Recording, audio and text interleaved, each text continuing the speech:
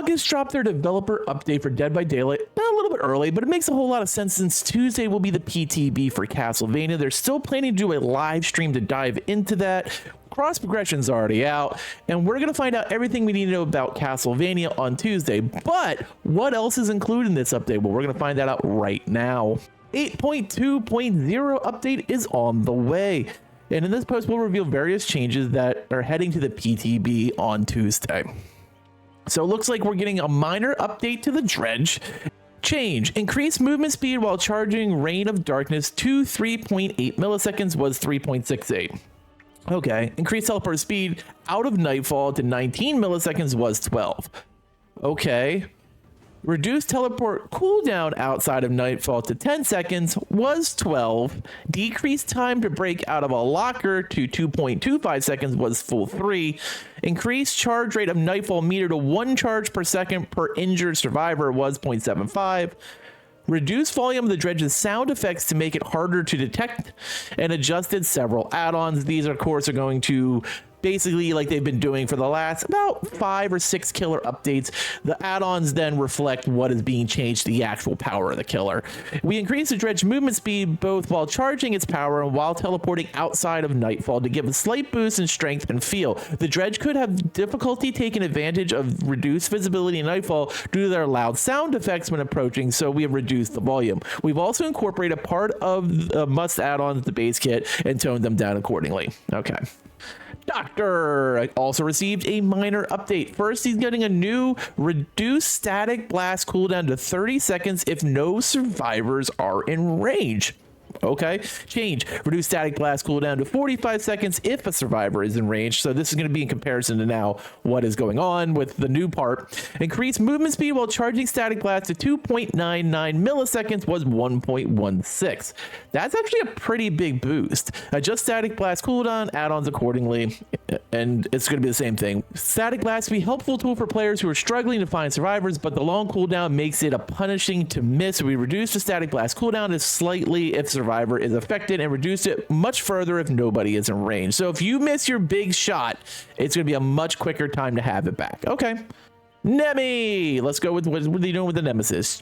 Did he get his bazooka? Did he get it? Change requirement mutation rate to 2 has been reduced to 5. Contamination points was 6. Okay. Increase hindered penalty duration when affecting a survivor to 2 seconds was 0.25. That's a pretty big boost right there. Adjusted Liquor Tongue and Marvin's Blood add-ons. Okay. To help him get up and running, we have reduced the requirements to Nemesis to reach mutation rate 2. This effectively means Nemesis can reach mutation rate 2 in his first 3 tentacle strikes on a single survivor. The hindered effect caused infected survivors was previously very short, making it almost inconsequential. It absolutely was. We have extended the hindered effect to last throughout the speed boost the survivor gains from being hit, with the tentacle reaching the amount of distance they gain. So you get that haze from being hit with the tentacle, but now you're going to be hindered the whole time. Blast Mine change. Reduce activation requirements to 40%. Generator was 50. Okay. Dev note, does this make it practical? No, but let's be honest, that's not why you're using Blast Mine. We slightly reduced the repair requirements to make it a little easier to activate, but not so easy that it becomes annoying to face. Okay. Wiretap change. Reduce activation requirements 40. Okay, this is exactly the same. So they just reduce. Did they do the same thing with Chemical Trap? Wiretap and Blast Mine are now down to 40 instead of 50. All right, big deal. Chemical Trap change. Reduce activation requirements to 20%. Okay, was 50. Reduce trap duration to 40, 50, and 60 seconds was 100, 110, and 120. All right.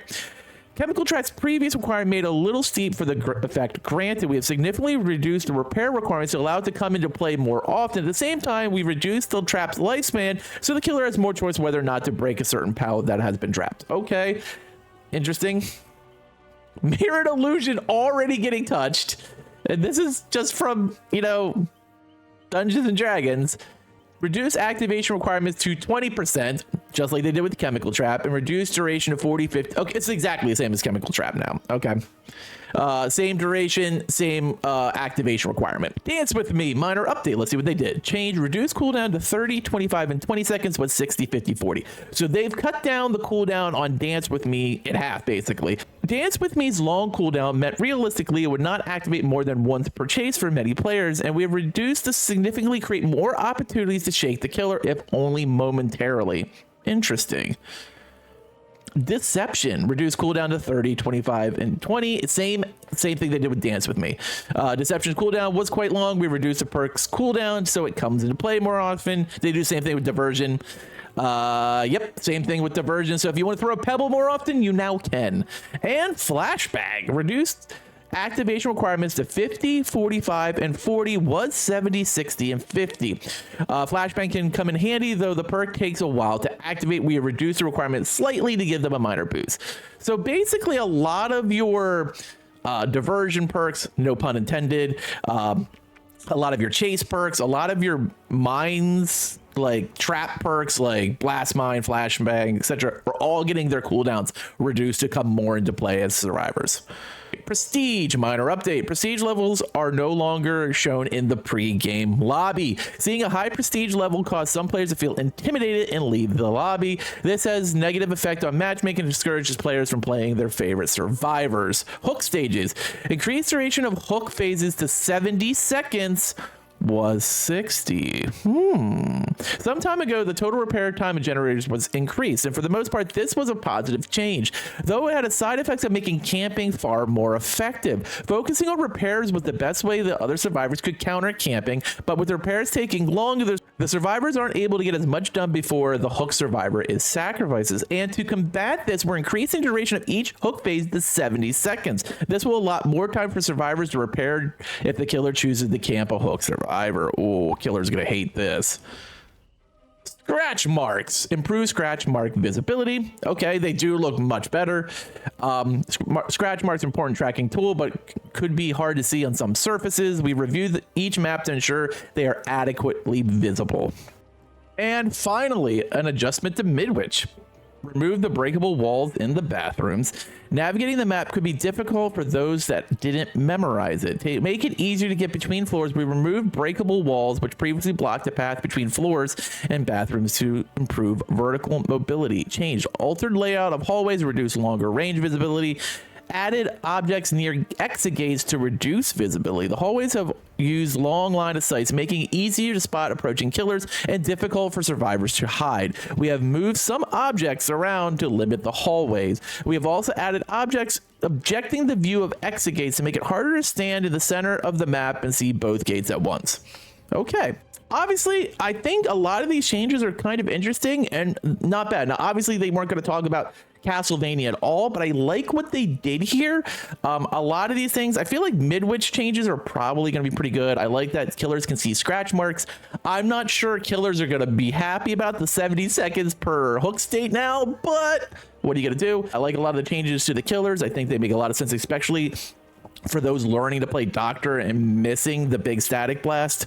So overall, I think these sound like good ones. I can't see any of these actually not making it off the PTB because nothing is very extreme. And you see that a lot with these developer updates going into a PTB that's an actual chapter. We have the full Castlevania chapter. They're more focused on that. So everything here is kind of a minor tweak. And I'll be honest with you, I think it all actually goes from PTB to the actual live event when Castlevania drops later this month. Let me know what you think in the comments below. As always, thank you for watching, and later, mates.